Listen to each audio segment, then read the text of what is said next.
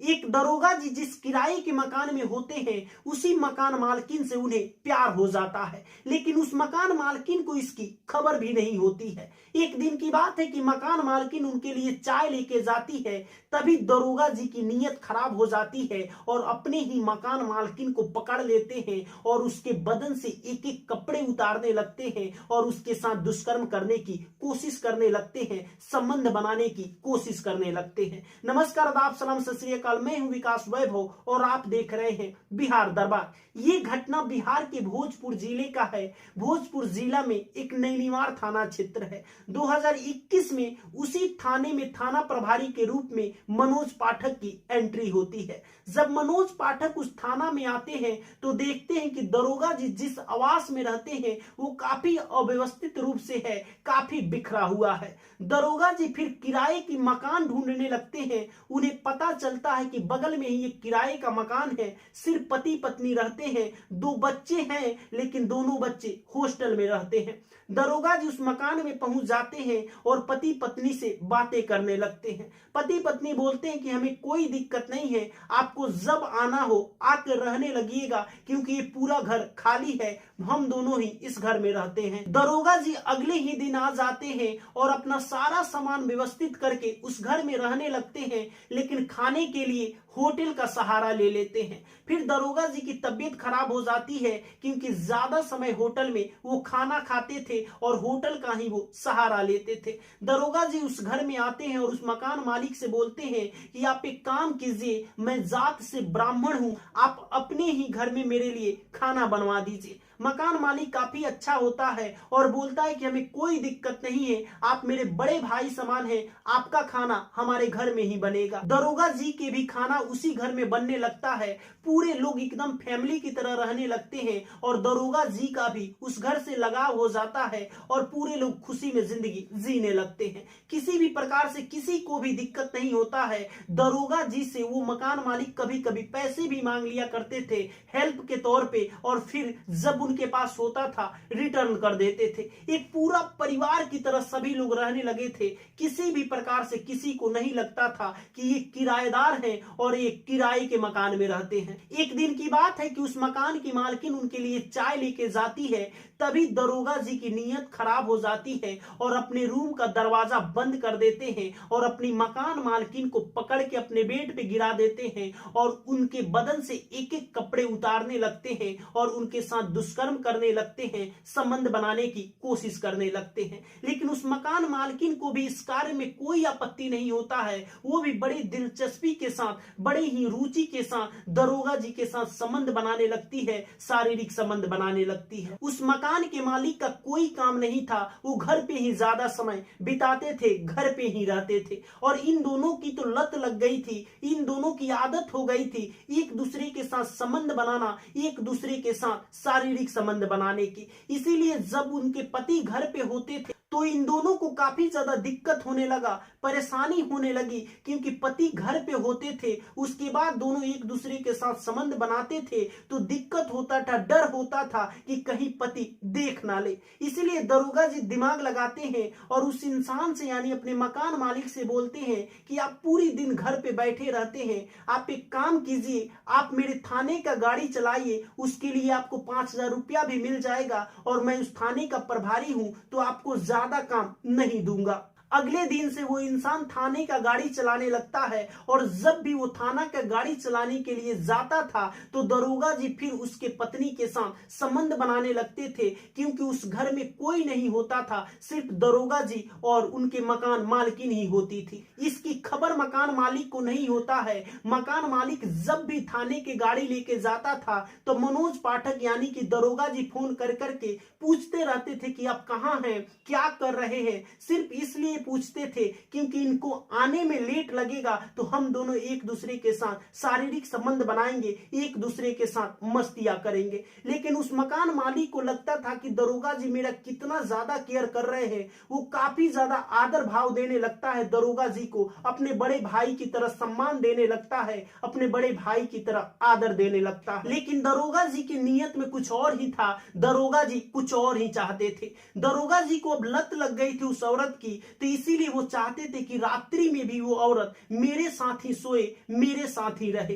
तो दरोगा जी दिमाग लगाते हैं और अपने मकान मालिक से बोलते हैं कि ड्राइवर और सारे ड्राइवर जो थाने के हैं वो विरोध कर रहे हैं, क्योंकि आप सिर्फ दिन में ही गाड़ी चलाते हैं, रात्रि में नहीं चलाते हैं। इसीलिए आप एक काम कीजिए, कभी कभी रात्रि में भी आप गाड़ी चलाने के लिए चले जाइए। वो मकान मालिक रात्रि में जब गाड़ी चलाने के लिए जाता था तो उनकी पत्नी दरोगा जी के पास आ जाती थी। फिर दोनों पूरी रात एक दूसरे के साथ शारीरिक संबंध बनाते थे, लेकिन इसकी खबर उस मकान मालिक को थोड़ी सी भी नहीं थी और ना ही इस चीज की भनक थी। मकान मालिक जब ड्यूटी पूरा करके आता था तो दरोगा जी की काफी ज्यादा तारीफ करता था अपने पत्नी से कि वो काफी अच्छे हैं, बड़े भाई की तरह हैं। जब भी मैं रात्रि में गाड़ी लेके जाता हूं तो फोन करते हैं कि आप कहां हैं, कब घर आ रहे हैं, कितना टाइम लगेगा। लेकिन उस मकान मालिक को थोड़ा सा भी इस बात की भनक नहीं थी कि वो इसलिए पूछता था कि इनको आने में लेट लगेगा, कब आएंगे पूरी जानकारी मिल जाए कि फिर हम दोनों एक दूसरे के यानी अपने कमरे में मैं चला जाऊं और इन्हें पता भी ना चले। गर्मी का दिन आ जाता है और बच्चे हॉस्टल से घर आ जाते हैं। बच्चे अपने पिता से काफी ज्यादा प्रेम करते हैं, इसीलिए वो अपने पिता के पास ही सोते हैं। बच्चे बोलते हैं कि पापा आप कोई दवा खाते हैं क्या, आपकी तबीयत ठीक नहीं है क्या?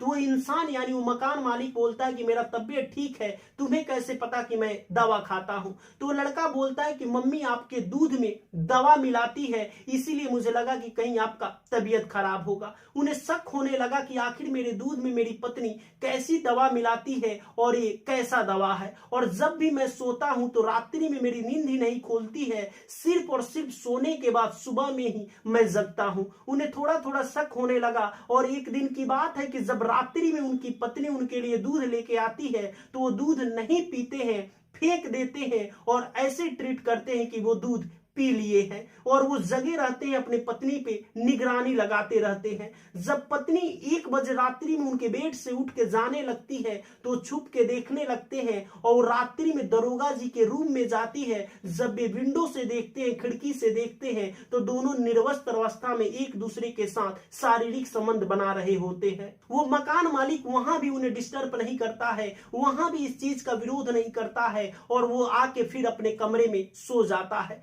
अगले रात्रि को फिर पत्नी उनके लिए दूध लेके आती है। वो दूध वो इंसान नहीं पीता है और फिर वो 1 बजे निकलती है अपने कमरे से, दरोगा जी के पास जाती है, संबंध बनाने लगती है और ये इंसान उस चीज का वीडियो रिकॉर्ड करते हुए उनके कमरे में घुस जाता है। फिर दरोगा जी हाइपर हो जाते हैं, गुस्सा हो जाते हैं और अपने मकान मालिक से मारपीट करने लगते हैं। इसी क्रम में धक्का लग जाता है और मकान मालकिन दीवार से टकरा जाती है और उनका सर फूट जाता है। वो इंसान अपनी पत्नी को उठाने लगता है, संभालने लगता है, तभी दरोगा जी वहां से फरार हो जाते हैं और फिर थाने में जाके वहां से थाने की गाड़ी पे पुलिस भेजते हैं और बोलते हैं कि जाओ वहां पे देखो कि क्या हुआ है। पुलिस वाले हॉस्पिटल जाते हैं क्योंकि वो अपनी पत्नी को लेके हॉस्पिटल लेके चला गया था। वहां पे इलाज होता है। इलाज हो जाने के बाद वो डायरेक्ट अपने ससुराल नहीं जाती है, डायरेक्ट अपने मायके चली जाती है, क्योंकि पुलिस वाले बोलते हैं कि आपको अपने ससुराल में नहीं रहना है,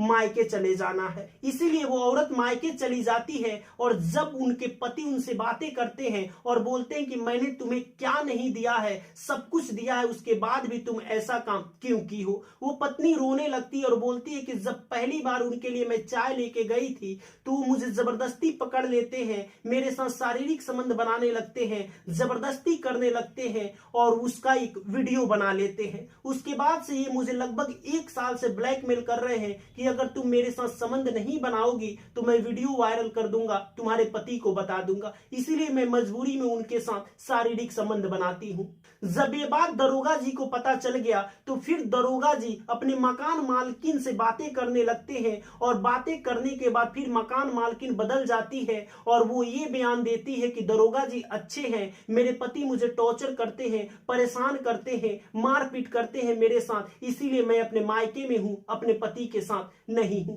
वो पति दर दर का ठोकर खा रहा है, बच्चे भी दर दर का ठोकर खा रहे हैं, बच्चे भी बयान दे रहे हैं कि मेरी माँ गलत है, उनका गलत अफेयर है, यानी दरोगा जी के साथ वो नाजायज संबंध में है। उसके बावजूद भी ना ही उनके बच्चे का कोई बात सुन रहा है और ना ही उसके पति का कोई बात सुन रहा है। पति दर दर का ठोकर खा रहा है, एसपी डीआईजी सबके पास जा रहा है।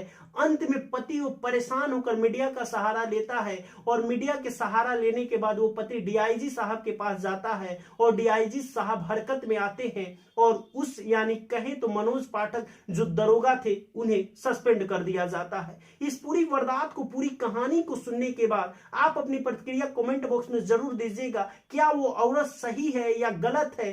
पल भर में दरोगा जी की तारीफ करती है और पल भर में अपने पति की तारीफ करती है। इस पूरी वारदात को सुनने के बाद आप अपनी प्रतिक्रिया कमेंट बॉक्स में जरूर दीजिएगा। अगर चैनल पर नए हैं तो आपसे रिक्वेस्ट है हमारे चैनल को सब्सक्राइब कर लीजिएगा। जय हिंद, जय भारत।